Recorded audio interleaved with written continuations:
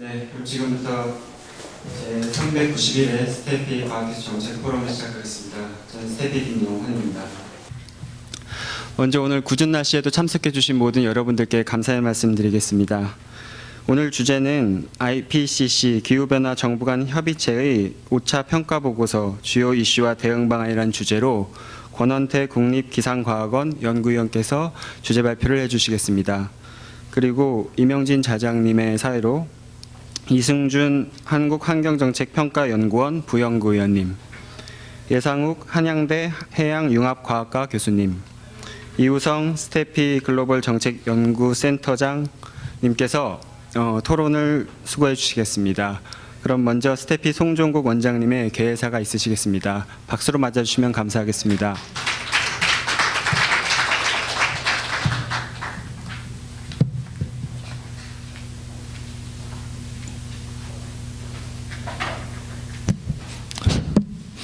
네, 안녕하세요.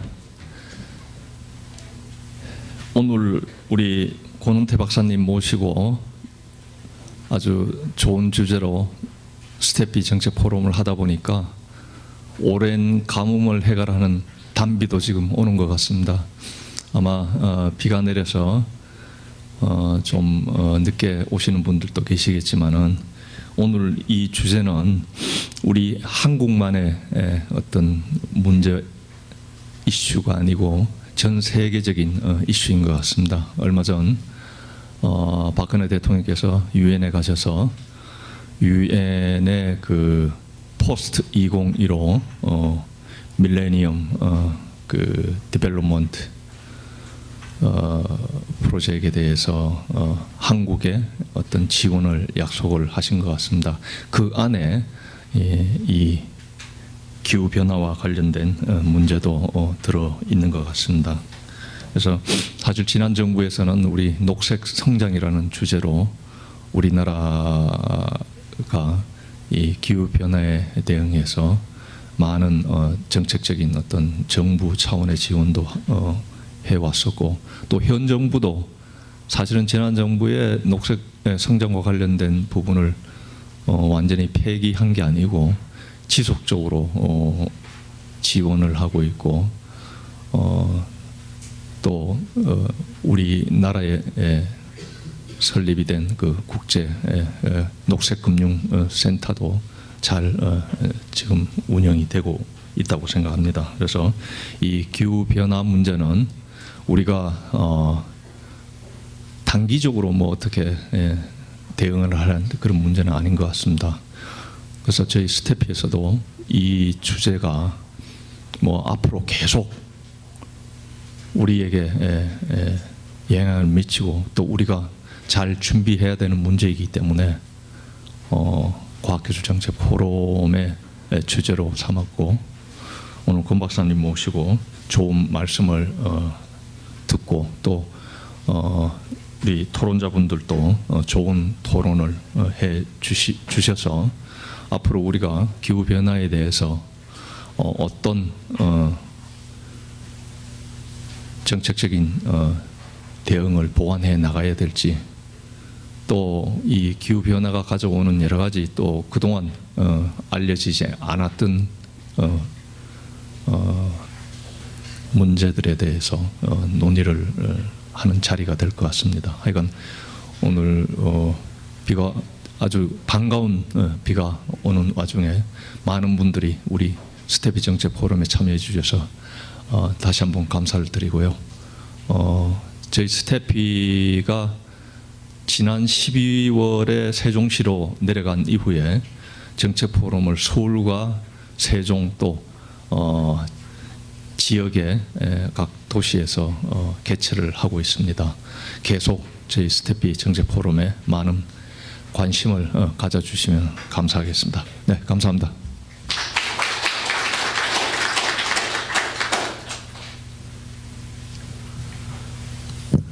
네, 소개 말씀 감사했습니다.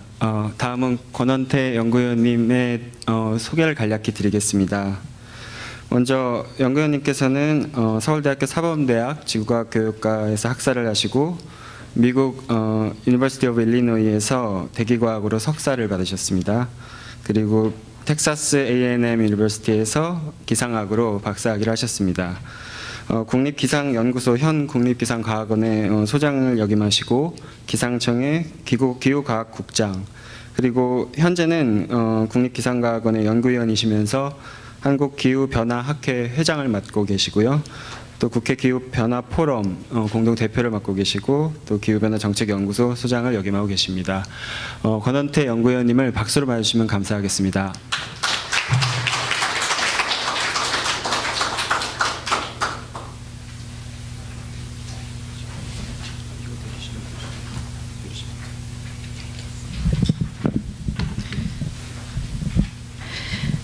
네, 안녕하십니까.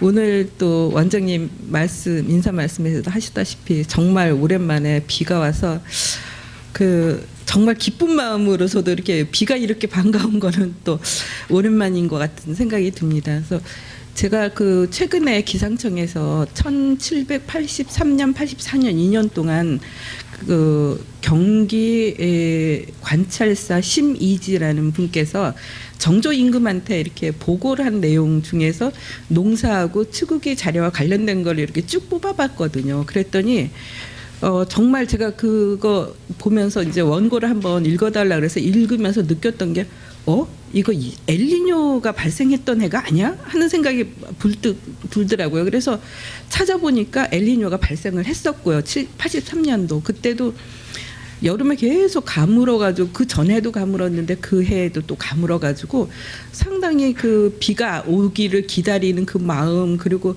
무슨 모내기를 했습니다, 못했습니다, 요즘 잡초를 뽑고 있습니다, 이런 것까지 관찰사가 굉장히 아마 18세기, 19세기 지금도 그렇지만 농사가 그때는 특히나 중요한 것이었기 때문에 이 치국기가 발명된 또 이유도 그렇지 않습니까? 치국기가 발명한 것도 결국은 세종 때에 가뭄이 들었고 그때 이제 문종이 세자 시절에 치국기를 발명을 하고 그 다음에 350개 정도의 관측망을 깔았었거든요. 그 관측망을 깐 것은 저는 사실 치국기 발명도 굉장히 중요한 일이지만 350개의 관측망을 깔았다는 거는 제가 생각하기에는 정말 이거는 세계적으로 뛰어난 그런 업적이라고 생각이 되고요.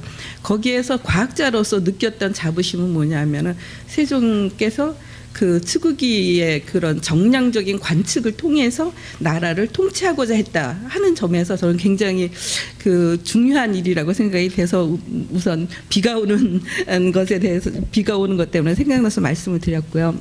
IPCC 5차 평가 보고서에 대해서 제가 이렇게 이 자리에 와서 말할 수 있는 기회를 주셔서 원장님 이하 이 행사를 주관하시는 분께 감사를 드리고요. 그리고 이렇게 또 와주셔서 특히 또 감사드립니다.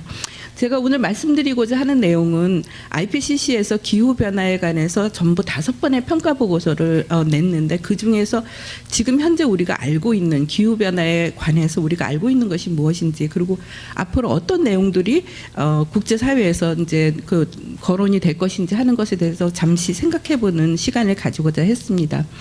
맨 처음 이 페이지에 나오는 처음 그림이 이게 IPCC에서 이제 아웃리치 액티비티를 할 때 보여주는 그림인데요. 맨 위에 있는 것이 워킹그룹 1 해가지고 기후변화 과학에 관한 과학적 근거에 관한 보고서의 것이고요. 그 다음에 이것은 기후변화 영향 적응과 취약성에 관한 워킹그룹 2 보고서의 표지 그림이고, 맨 마지막에 있는 것이 이제 워킹그룹 3에서 기후변화 완화에 관한 보고서를 이렇게 다 이렇게 2개를, 3개를 이렇게 같이 표현하고 있는데요. 이것은 뭐냐면 기후변화에 관한 이슈가 이제는 어느 한 분야에서만 이게 거론되는 이슈도 아니고 모든 분야에서, 그리고 전 세계 모든 사람들에게 관련되는 그런 분야라는 것을 보여주는 그런 단적인 예라고 생각이 됩니다.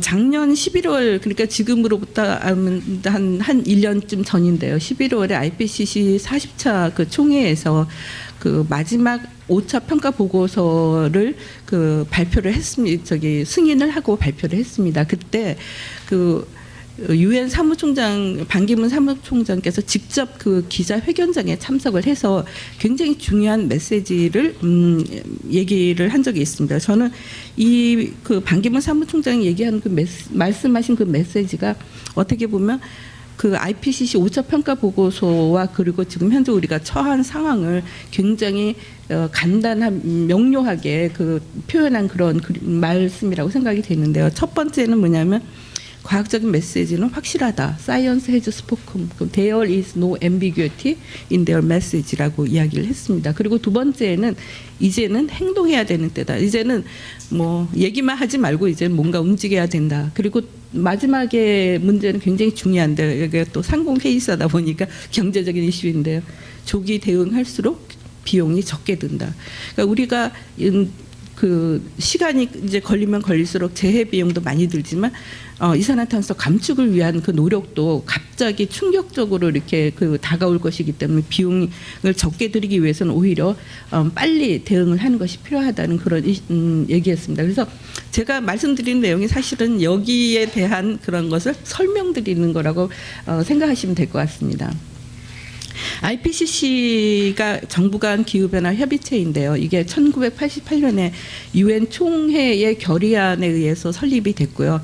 그러니까 지금 뭐 거의 이제 30년 가까이 되고 있고 또 지금 다음 주에 IPCC 총회 42차 총회가 이제 열리는데요. 그 총회에서는 다음 6차 평가 보고서를 이끌고 나갈 그 뷰로 멤버들을 뽑게 지금 됩니다. 근데 그 중에서 특히 이제 우리나라에서는 이회성 그 박사님께서 지금 현재 부의장으로 계신데 이번에 그 의장으로 출마를 하셨고 또 국가적인 정부 차원에서 굉장히 열심히 그것을 달성하기 위해서 노력하고 있습니다.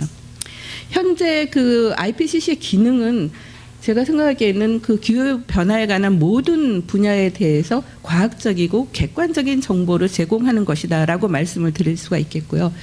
회원국은 뭐 전 세계 모든 국가가 포함된다라고 생각하시면 됩니다. 그리고 지금 아까 말씀드렸다시피 실무 그룹이 3개의 실무 그룹으로 구성이 되어 있는데 과학과 적응 완화 이렇게 크게 3개로 이야기를 할 수가 있겠고요. 그 중에서 이제 또 온실가스 인벤토리가 굉장히 중요합니다. 우리가 과학적으로 얼마만큼 배출됐는지 이런 것들을 하기 위해서는 객관적인 그런 인벤토리가 필요하기 때문에 인벤토리 태스크포스가 있습니다.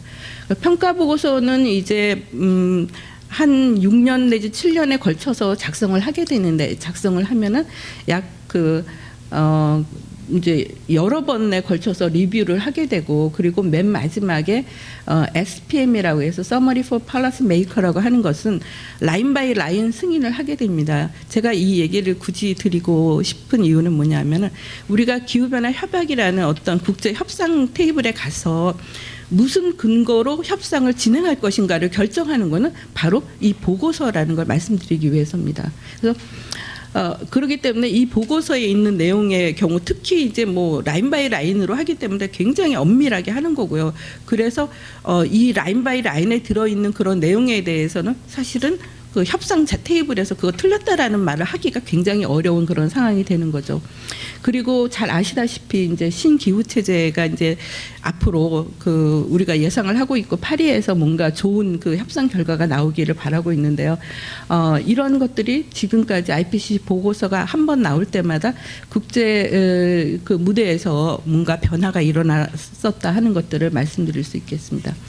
이것이 이제 AR5의 키 메시지인데요. 앞에서 말씀드렸다시피 인위적인 영향이 확실하다. 명백한 메시지가 과학적인 메시지가 있었고요. 그다음에 우리가 기후로 교란을 많이 시킬수록 더 위험이 더 커질 것이다 하는 것인데 이것은 이제 어떤 의미에서 보면은 온실가스 배출량이 많아지면 교란을 많이 하게 되고 그렇게 되면 위험도 더 커질 것이다라는 것을 얘기하는 것이고요.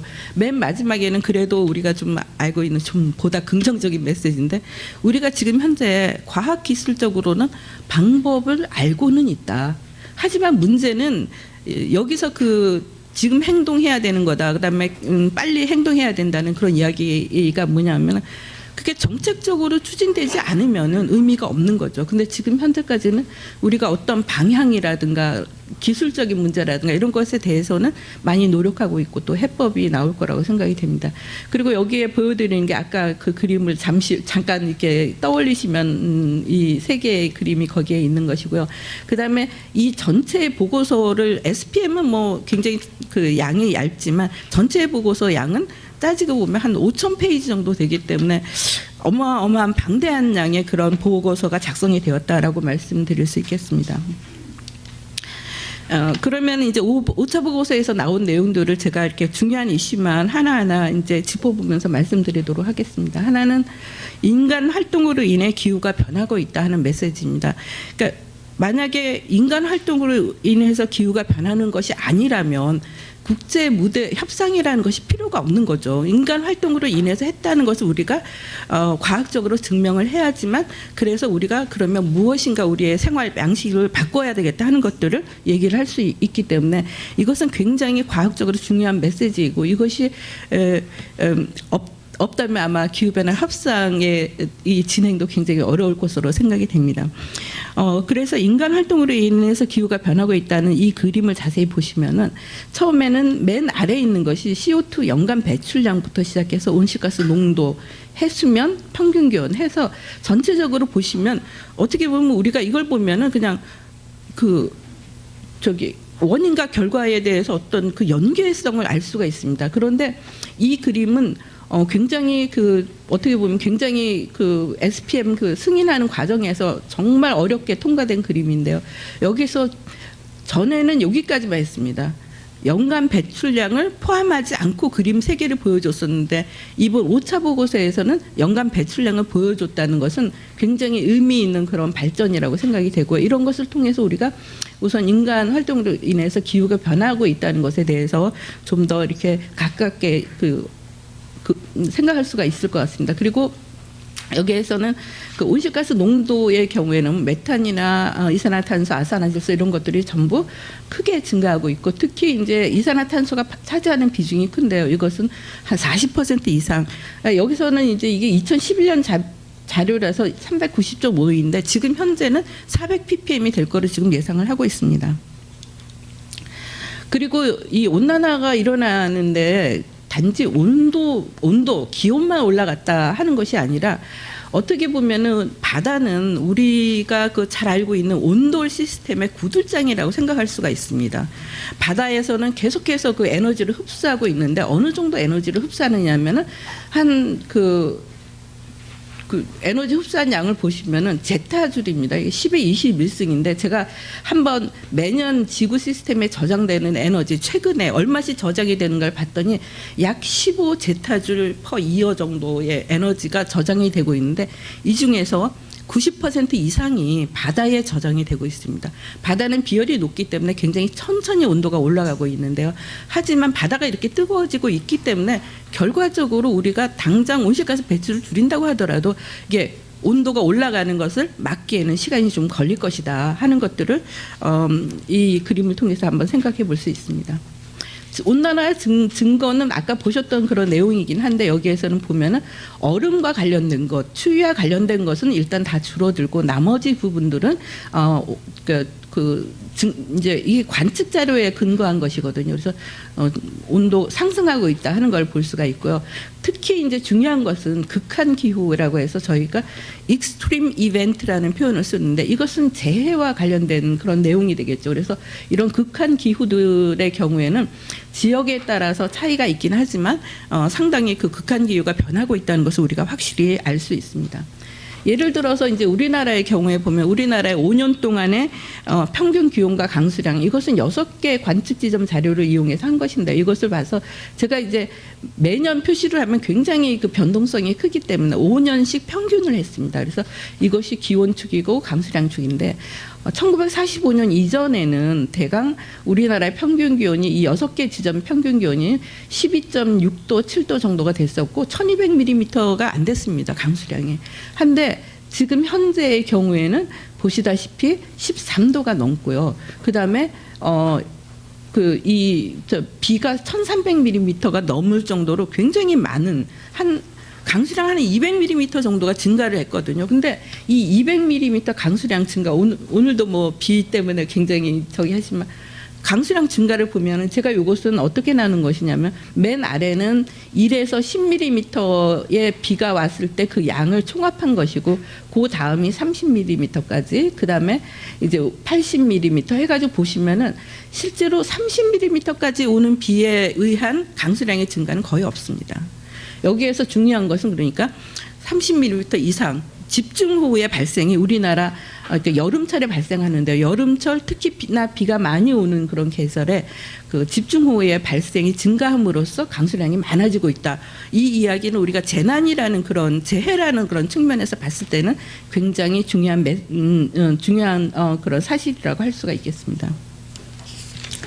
그리고 이제 다 여기 계신 분들이 그래도 평균 연령을 하면은 이해를 하실 것 같아서 제가 가져왔는데 이게 그 1956년에 찍은 한강 철교 밑에 사진인데 보시다시피 이 얼음이 이렇게 있다는 걸 우리가 지금은 상상을 할 수가 없죠. 그래서 제가 이제 그 우리나라 한강의 결빙 기간을 이렇게 쭉 조사를 해보니까 과거에는 거의 뭐 12월 달에 얼음이 얼기 시작해가지고 3월 초까지는 얼음이 얼었다는 걸 알 수가 있는데 지금 현재는 보면은 거의 얼음이 얼지 않은 해도 생기고 거의 뭐 여기에 가가지고 아마 스케이트 저 동계체전을 여기서 하자 그러면 사람들이 도저히 이해가 안 된다는 얘기가 나오겠죠. 그래서 여러 가지 결빙 기간이 변하면 여러 가지 이유가 있지만 그 중에서 제가 본 것은 최저기온 10도 이하인 날의 숫자를 봤는데 이걸 쭉 보면은 확실히 이게 관련이 있다 하는 거. 그러니까는 이 어떤 이런 변화 같은 거 자연 환경에 일어나는 변화가 사실은 기온이라든가 이런 거 변화와 큰 관계가 있다는 걸 말씀드릴 수가 있겠고요. 전 세계적으로 그럼 보면 온실가스 배출량을 아까도 보신 그런 그림인데 이렇게 배출이 되는데 이 중에서 이제 요것이 화석 연료 시멘트에 의한 것이고 이것은 이제 농업이라든가 이제 토지 이용을 바꿨을 때 생기는 거거든요. 그렇게 해서 생긴 것이 1950년 이후에 엄청나게 증가하고 있다는 걸 우리가 알 수가 있는데 또 여기서 특히 말씀드리고 싶은 것은 이제 그 식물에 의한 흡수가 30% 정도 되고요. 바다에 의한 흡수가 30% 그리고 마지막으로 대기 중에 남아있는 양은 한 40% 정도가 되는데 아마 우리가 알고 있는 가장 정확한 양은 대기 중에 남아있는 양이 될 겁니다. 왜냐하면 우리가 대기 중에 농도값을 알고 있기 때문에 대기 중에 이산화탄소가 매년 얼마씩 이렇게 증가하는지 하는 건 쉽게 계산이 가능하죠. 그리고 그 중에서 저 보시면은 이것이 이제 이산화탄소에 관한 것이거든요. 여기 보시면은 다른 온실가스도 많이 증가하고 있지만 증가하는 추세를 보이긴 하지만 특히 그 이산화탄소의 증가가 가장 중요한 역할을 하고 있다 하는 것들 말씀드릴 수 있습니다.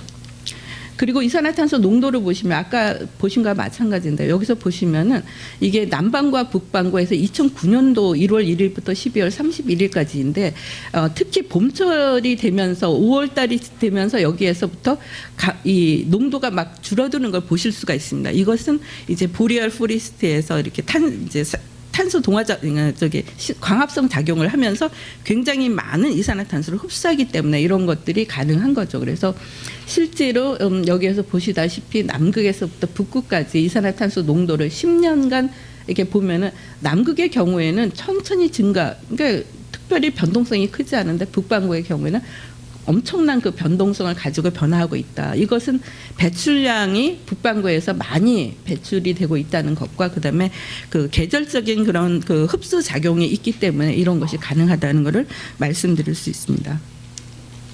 온실 효과는 전체적으로 그 IPCC 보고서에서 나온 걸 보면은 이게 그 웰 믹스드 그린하우스 가스라고 해서 실제로 가장 이게 상당히 뭐 오랜 기간 공기 중에 남아 있는 그린하우스 그러니까 온실가스들에 의한 것인데 이쪽에 왼쪽에 있는 오른쪽에 있는 것이 바로 그 온난화 효과를 이야기를 하는 거고요. 그다음에 이 선의 왼쪽에 있는 것들은 그 냉각화 효과를 보여주는 것입니다. 그래서 보면 냉각화 효과는 대체적으로 미세먼지나 이런 같은 그 에어로졸에 의해서 많이 냉각화 효과가 나타나거든요. 그래서 전체적으로 이것을 합을 하게 되면은 온실 효과가 2.3 와트 퍼 스퀘어 미터인데 여기에서 제가 지구 표면적인 5 곱하기 10의 14승이라고 이야기를 했는데 요거를 2.3에다 곱하면은 1초당 우리가 몇 와트를 몇 와트의 그 에너지를 우리 온실효과에 의해서 에너지가 작용하는지를 알 수가 있고요.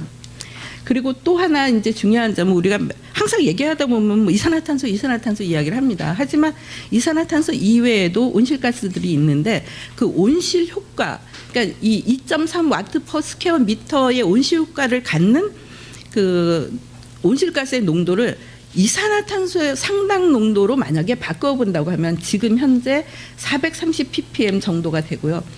나머지 부분을 다 무시하고 우리가 웰 믹스드 게스에 의한 것을 보면은 480 ppm이 됩니다. 그래서 여기서 2.3, 430, 480을 한번 이렇게 머릿속에 기억을 해두시면 제가 뒤에 얘기한 것에서 또 그 쉽게 이해하실 수가 있습니다.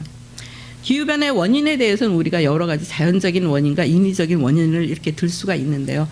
실제로 그 모델을 이용해서 계산을 해보면 자연적인 원인이라고 하는 태양에너지의 변화 때문에 발생하는 온도 변화는 0.1도 이하가 되겠고요. 화산활동의 경우에는 뭐 0.2도까지도 갈 수 있는데 여기에서 중요한 거는 화산활동은 항상 2, 3년 후가 되면 없어진다는 거, 그 영향이. 그리고 마지막으로 자연 변동성의 경우에는 변동폭이 플러스 마이너스 0.2도가 되는데 이 경우에는 보면은 그냥 다 합해보면 0쯤 되겠네 하는 그런 생각이 들죠. 그래서 지금 여기에서 그런데 이제 온실가스에 의한 것들을 보면 온실가스에 의한 것들을 보면 온실가스에 의한 영향은 전반적으로 증가하고 있고 최근에 들어서는 이게는 0.8도 정도의 영향을 미치고 있다고 그렇게 지금 분석이 되고 있습니다. 51년도 이후에 지구 평균 기온이 약 0.6도 뭐 이 정도 이렇게 상승했다고 볼 수가 있는데요. 여기에서 온실가스의 영향에 의한 효과, 그다음에 에어로솔의 효과, 이 두 가지를 합해서 인위적인 영향이 거의 그 현재 관측된 그 변화 거의 비슷하고요. 자연적인 원인이라든가 또는 자연 변동성, 그러니까 베리어빌리티에 관한 부분을 생각을 해보면 크지가 않습니다. 그래서 이제 이거는 굉장히 보수적으로 표현한 것인데요.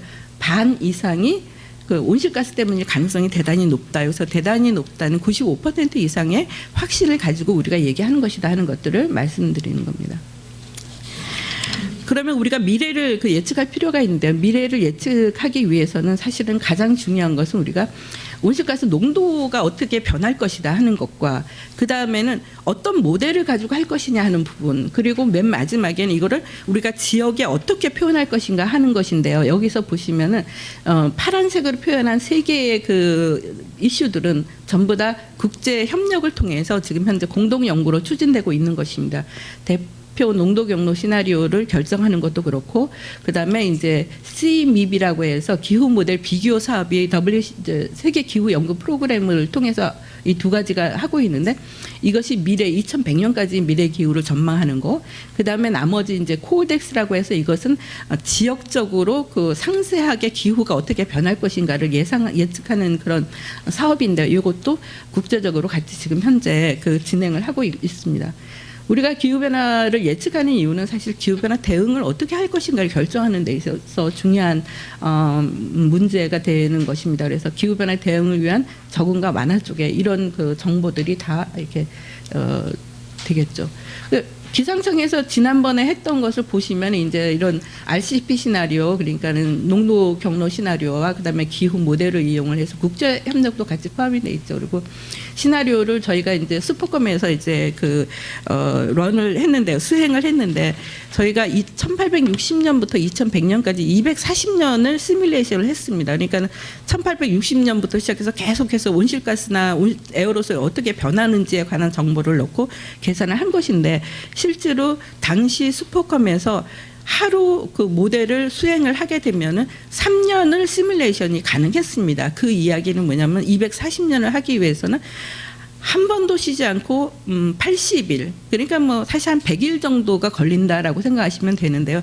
그 이전에 또 해야 되는 작업이 지금 1860년대 상황이 어떤지 우리가 정확하게 모릅니다. 그렇기 때문에 어떤 이퀄리브리엄 상태가 되는 것을 가정을 해가지고 계속 모델을 한 1000년 정도 런을 하고 그 1000년에서 뽑아가지고 이걸 하게 되니까 실제로 걸린 시간은 100일 이상의 시간이 걸렸다고 생각하시면 되고요. 그래서 저희가 이제 미래를 예측하게 되는데, 그 미래를 예측했을 때 저희가 하는 것은 바로 글로벌 모델에서 리저널 모델을 하고, 맨 마지막으로는 통계적인 방법을 이용해서 우리나라 각 지역의 기후를 예상을 하게 되는데, 이런 것들이 특히 그 적응 대책 지원을 하는 데 있어서는 굉장히 중요한 내용이 되겠습니다. RCP 시나리오는 이거는 국제 사회에서 결정한 것인데요. 4개의 대표 시나리오가 있습니다. 2.6, 4.5, 6.0, 8.5 해서 요것이 그 맨 마지막에 있는 이 숫자가 뭐냐면 온실 효과의 크기입니다. 그러니까는 2.3이 지금 현재 상황이 2.3이라고 했는데 2.6이라고 하면 정말 조금 온실 효과가 증가하는 그런 게 되겠고요. 8.5의 경우에는 3배 이상 증가하는 그런 경우가 되겠습니다. 그래서 실제로 보시면은 8.5 같은 경우에는 온실가스 배출을 보면은 감소하지 않고 계속 증가합니다. 2.6일 경우에는 2020년 이후에는 엄청나게 빠르게 감소를 해서 2100년이 되면은 배출량이 제로가 되는 그런 시나리오 이야기를 하는 거죠. 기후 모델은 IPCC 이런 그 활동과 더불어서 계속해서 발전을 해왔는데 초기에는 아주 간단한 모델로 시작을 했는데요. 지금 현재 단계에서는 굉장히 복잡하고 그 안에 보면은 카본 사이클이라든가 다이나믹 베지테이션 이런 내용들이 지금 포함이 되고 있습니다. 모델에 따라서 이제 어느 정도까지 그러니까 2단계에 있는 모델들도 있고 10단계로 향해서 가는 모델들이 있는데 이러한 모델들을 통해서 우리가 이제 예상을 하게 되고요. 해상도의 경우에도 뭐 수백 킬로미터에서 이제는 수십 킬로미터 정도까지 이제 좀 상세한 것을 할 수 있게 되었습니다. 그래서 여기 지형 그림을 보시면은 처음에 시작했을 때 이렇게 그 모델의 지형이 뚜렷하지 않고 사실 어디인지 알아보기 힘들 정도로 이런 그 해상도가 낮은 상황이었는데 점점 우리가 줌인을 해가지고 우리가 이제 여기 영국에 있고 아일랜드가 있고 하는 거를 구분할 수 있을 정도로 그것이 바로 이제 슈퍼컴퓨터와 같은 그런 엄청난 계산 능력을 필요로 하는 것이 되겠죠. 그리고 현재로서는 14개국에서 이런 그 시뮬레이션을 하고 있는데 저희는 아쉽게도 지금 5차 평가 보고서에서는 영국 모델을 이용을 해서 시뮬레이션 한 결과를 저희가 제출을 했고요. 실제로 앞으로 이제 좀 그 AR6라고 부르는 6차 평가 보고서에서는 저희 고유의 모델을 이용해서 지금 자료를 제출하고자 노력하고 있습니다. IPCC 보고서에 나온 전망 자료를 보시면은요, 이렇게 2.6일 경우에는 기온이 1도, 해수면 40cm 정도 상승할 것으로 보고 8.5일 경우에는 3.7도, 63cm라고 되어 있는데 기온을 이렇게 비교를 해보시면 엄청나게 이게 지금 현재 우리가 그러니까 온실가스 배출을 느리면 느릴수록 온도가 높아질 것이라는 걸 예상할 수 있다는 거죠. 이거는 물리적으로도 충분히 이게 이해할 수 있는 예상할 수 있는 그런 결과가 되겠고요. 실제로 패턴은 뭐 거의 비슷한데 8.5일 경우에는 이 온도가 굉장히 많이 올라가고 지역에 따라서는 뭐 8도, 10도까지 온도가 올라가는 지역도 있을 수 있다는 거죠. 이런 평균적인 어떤 변화뿐만이 아니라 아까 보여드렸던 익스트림 이벤트의 경우에도 점점 그 횟수가 달라지고 그다음에 그런 가능성이 훨씬 더 커지고 있다는 걸 알 수가 있습니다. 호우 같은 경우에는 중위도 대부분에서 가능성이 높고요. 가뭄일 경우에도 지역에 따라서 가능성이 높다라고 지금 평가가 되고 있고 태풍의 경우에는 지금 우리가 평가를 못하고 있어요. 왜냐하면 태풍의 숫자가 늘어날 것인가에 대해서는 아무도 거기에 대해서는 그 정확하게 얘기할 수 있는 저희가 없고요. 여러 가지 연구가 나 있는데 태풍에 관해서 우리가 그래도 비교적 그 확신을 가지고 할 수 있는 부분이 뭐냐면 태풍의 강도의 경우에는 강해질 가능성이 크다 하는 것은 지금 현재 나오고 있는 연구 결과들이 나오고 있습니다. 과학적인 근거와 대응에 대해서는 이제 다 아까 드린 말씀이기 때문에 명백하다는 것, 그리고 온실가스가 증가를 해서 이렇게 발생했다는 것, 그 온실가스는 화석 연료가 굉장히 중요한 역할을 했죠. 그리고 기후변화와 영향이 가속화되고 피할 수 없다 하는 것, 그 대응으로서 적응과 완화를 지금 현재 하고 있는데 적응의 경우에 중요한 점은 지역적으로 발생한다는 것이 굉장히 중요한 이슈가 되겠고요. 그다음에 배출량 감소하는 건 이거는 뭐 모두 같이 해야 되는 거고 이거는 우리가 뒤로 미룬다고 해서 피할 수 있는 것이 아니라는 거, 그게 아마 중요한 핵심이 될 것 같습니다. 대륙별로 그 위험과 위험 저감 가능성을 나타냈는데요. 아시아 지역에서는 홍수라든가 폭염, 가뭄이라든가 식량 부족 이런 것들이 지금 기후변화의 위협이 될 것으로 이렇게 예상을 하고 있습니다. 우리가 보통 이제 코펜하겐에서 2도씨가 위험한 수준, 2도씨가 넘으면 안 된다 하는 그런 이야기가 있었는데 이것이 5차 보고서에서 나온 굉장히 중요한 그 결과 중에 하나입니다. 누적 배출량과 기온의 관계를 1대1 대응을 하는 결과를 계산을 했는데요. 여기서 보면 우리가 대체적으로 2도씨일 경우에 배출량이 어느 정도가 될 것이라는 것을 우리가 범위를 정할 수가 있고, 적어도 이 최고의 범위를 넘지 않는 그런 걸로 줄여야 된다는 것을 얘기를 하고 있는데요. 실제로 이제 여기에서 보면은 우리가 지금까지 배출한 양이 얼마냐면 515입니다. 515 기가톤 카본이 되겠는데, 우리가 배출할 수 있는 양을 이제 좀 컨서버티브하게 계산을 해보면 790이거든요. 두 개 합치면은 3분의 1만 남아 있습니다. 275인데 바로 이게 2100년까지 우리가 전 세계에서 2100년까지 앞으로 15년 동안 배출해야 되는 양입니다. 이거를 지키면 우리가 2도씨 목표를 달성할 수 있고, 지키지 못한다면 온도 상승이 더 커질 것으로 예상을 하고 있습니다. 그리고 여기에서 보시면 감축의 경우에는 굉장히 여러 가지 통합적인 접근이 필요한데요. 이제 탈탄소화나 그다음에 온실가스 소비 부분에서도 저감이 필요하고 흡수원 확대, 이런 것들이 이제 필요한데, 여기에서 이제 기술적인 측면과 정책적인 측면을 같이 고려를 해야 될 것으로 생각이 됩니다. 그리고 이제 화석연료 매장량이 지금 현재 남아 있는 275 기가톤 C를 계산을 해보면 이게 한 5배 정도가 됩니다. 화석연료가 30년이면 고갈이 된다라고 이야기를 하면은 우리는 사실 걱정할 필요가 없어요. 근데 문제는 화석연료의 매장량, 현재 경제성이 있는 매장량이 5배가 되고, 문제는 지금도 북극에서 또 뭐 개발하겠다고 하고 있죠. 그런 걸 합치면 거의 20배 정도의 화석연료가 지구에 있는 것이 아닌가. 그렇기 때문에 값싼 이 에너지가 우리 주위에 있기 때문에 그 유혹을 떨쳐버리기가 굉장히 어려운 것이 아닌가 하는 생각이 듭니다. 그래서 저는 옛날부터 우리 30년이면 석유 고갈된다 맨날 그렇게 얘기 들었는데, 차라리 그러는 것이 인류를 위해서 중요한 것이 아닌가. 그러면 틀림없이 뭔가 새로운 에너지 개발을 위해서 우리가 엄청나게 노력을 할 것으로 생각을 합니다. 그런데 지금 현재는 그렇지가 않은 것이 지금 현재 우리가 당면하고 있는 문제고요. 또 이제 종합적으로 이제 평가한 그런 내용인데, 여기에 보면은 위험한 수준에 대해서 빨간색으로 표현된 기후변화 리스크가 많아지기 때문에 위험한 수준이 이렇게 결정됐다는 것이고요.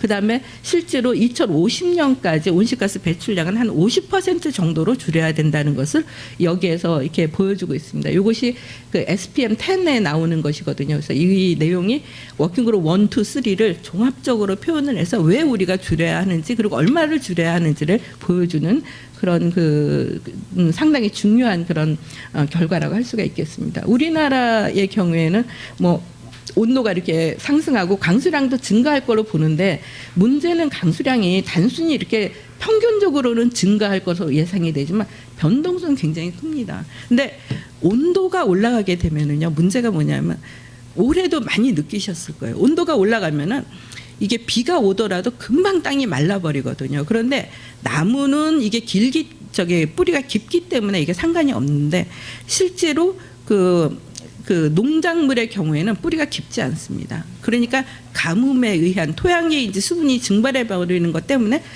농작물의 경우에는 빨리 영향을 받을 것이다. 그러면 이제 앞으로 뿌리가 깊은 농작물을 우리가 또 육성을 해야 되느냐 하는 문제가 나올 수가 있겠죠. 그리고 요거는 이제 서리 같은 경우에는 지금 현재는 이제 11월부터 이제 3월까지 이렇게 발생을 하지만 미래에는 이만큼으로 줄어들 것이라는 거. 그리고 폭염의 경우에는 현재는 7, 8월에 주로 발생하지만 미래에는 5월에서부터 9월까지 폭염 발생이 증가하고, 특히 여기서 이제 하는 거는 이게 숫자를 나타내는 거거든요. 8월 달에는 전국 평균으로 봤을 때 20일 이상 폭염이 발생할 수 있다는 것을 8.5 시나리오에 근거해서 만든 것입니다. 그러니까 저희가 그 시나리오를 보여드릴 때 8.5로 보여드리는 거는 그만큼 이게 위험하다는 걸 강조하기 위해서 보여드리는 거고요. 우리나라에서는 좁은 땅덩어리이긴 하지만 굉장히 지역에 따라서 다양한 이슈를 생각을 해야 됩니다. 홍수나 이런 것도 문제가 되고, 그 다음에 이제 여름이 길어지는 거, 그다음에 폭염 문제, 해수면 상승 문제는 아직까지 우리가 잘 다루지 않았지만 최근에 이제 부산에서 나왔지 않습니까? 뭐 1m 상승하면 어디까지가 이제 땅이 이제 침수가 될 것이다 하는 것들을 보여주고 있는데, 해수면 상승은 이건 정말 어떻게 피할 수 없는 문제이기 때문에 굉장히 중요하고요. 이것은 이제 IPCC와 WMO 그러니까 세계 기상기구에서 이제 결정한 그 앞으로 우리가 해야 될 일들에 대한 정리입니다. 리저널 클라이밋 체인지 앞으로 각 지역에서 기후가 어떻게 변할 것인가를 설명하는 하는 문제인데 여기에서는 지역에 따라서는 요즘 나오고 있는 엘니뇨 현상도 그렇지만 몬순이라든가 또는 태풍과 같은 것에 의해서 굉장히 영향이 나타나는 것이 지역에 따라서 다르다. 그다음에 또 익스트림 이벤트 같은 경우에도 그렇죠. 그래서 이런 것들이 앞으로 어떻게 생산이 돼야 되는지 그리고 이런 것들이 앞으로 어떻게 이제 사용하는 사람에게 제공이 돼야 되는지 하는 문제가 지금 현재 당면하고 있는 중요한 문제 중에 하나이고요. 그 다음 문제는 우리가 맨날 2100년까지 얘기하면 솔직히 재미가 없어요. 사람들이 2100년은 너무나 먼 훗날이라고 생각이 되기 때문에 관심이 떨어지는데 그러기 때문에 앞으로 20년 또는 30년 내에 기후가 어떻게 변할 것인지에 대한 좀 더 우리가 확실한 그런 예측이 필요하다. 그리고 그 경우에 이제 자연 변동성이 같이 작용을 하니까 자연 변동성이 어떻게 될 것인가. 그다음에 이제 또 하나 못하고 있는 것 중에 하나가 뭐냐면 카본 사이클입니다. 탄소가 배출이 되면 이것이 어떻게 흡수가 되고 남아 있는가 하는 문제도 있지만 또는 이게 영구 동토층이 녹음으로써 그 안에서 탄소가 어떻게 배출될 것인가 하는 문제 이런 것들에 관한 것은 앞으로도 이제 굉장히 많이 노력을 해야 되는 부분이고 그리고 이제 기타 에어로솔의 영향 같은 경우에도 아직 우리가 충분히 이해하고 있지 못하고요. 그다음에 가장 중요한 물순환 그러니까 홍수가 오느냐 가뭄이 오느냐 이제 뭐 이런 모든 것을 포함하는 거죠. 물순환에 관한 것 이런 것들에 대해서 우리가 앞으로 더 과학적으로 규명을 해야 될 문제가 있다는 것들을 이렇게 정리를 했습니다. 제가 생각하기에도 특히 우리 같은 경우에는 기본적으로 관심 있는 게 뭐냐면 리저널 클라이밋이 어떻게 변할 것이 하는 게 국내에서는 굉장히 관심이 크고요. 특히나 이런 니얼텀 프로젝션에 관한 부분도 굉장히 큰 이슈라고 생각이 됩니다. 대응 정책은 제가 이제 마지막으로 정리를 한 건데요. 제가 어떻게 보면은 이것을 통해서 이런 것들이 앞으로 정책적으로 지원이 필요하다는 걸 말씀드리고 싶은 거고요. 그리고 사실 이것들이 제가 보면 너무나 짧게 설명을 했기 때문에 충분히 충분히 저의 논지를 제시를 못하지 않을까 싶어서 좀 아쉬운 마음은 좀 있습니다. 하지만 과학으로 봤을 때에는 우리가 앞으로 탐지와 원인 규명, 모델 개발이라든가 미래 전망, 그다음에 위험한 수준이 정확하게 무엇인가 하는 것에 대한 그런 평가가 앞으로 필요하다. 적응의 경우에는 지역적으로 어떻게 될 것인가에 대해서 굉장히 따로 이렇게 또 같이 국가 지자체가 노력할 필요가 있다는 거.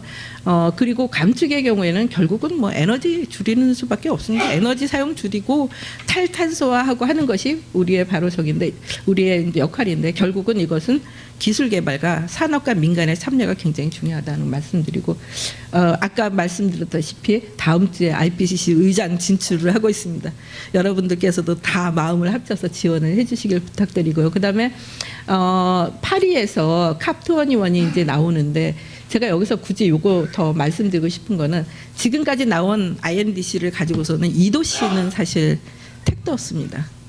그러니까는 어떻게 더 이거를 더 줄여야 되는가 하는 문제 이런 것들이 앞으로 관심 있는 분야가 될 것 같고요. 그다음에 저희가 이제 정책적으로 또 생각해 봐야 되는 게 뭐냐면 5차 평가 보고서에 IPCC에 한국 사람이 7명 정도밖에 참석을 못했습니다.